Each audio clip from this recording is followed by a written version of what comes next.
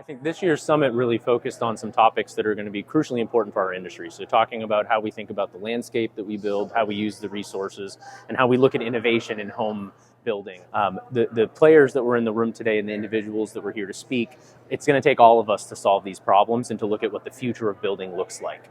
And so it was really exciting today to hear the perspective of not only the builders and some good questions from students, but also from some innovators and people on the leading edge of what we can do in order to build more effectively.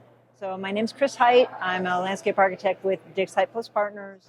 I presented today on shifting the landscape paradigm, especially focused on master plan communities, neighborhoods, and single family homes.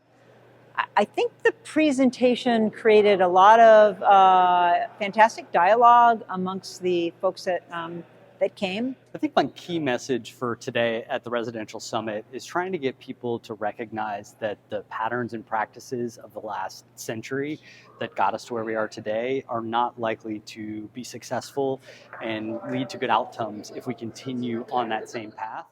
And so I'm going to introduce some ideas from my own lived experience in my own residential retrofits in my personal homes, as well as the journey of research and product understanding that I've come to sort of see as I was contemplating building a new custom home. And so I'm hoping to reflect on both the challenges and some of the exciting things that lay on the horizon for the residential sector. The Residential Summit just gives us some insight to some of the future technologies and things that are coming. It gives us a chance to interact with the students that we have here on campus, and it's just a great time for me to come back to my alma mater.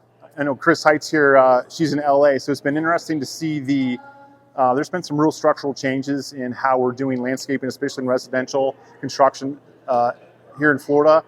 Lots of focus on not having to use as much water. Lots of focus on using Florida-friendly plants that are used to growing in this climate, and then doing so in such a way that is still appealing to the eye and allows customers that are living in our homes to have a landscaping package that's going to be easy to take care of for the life of their home.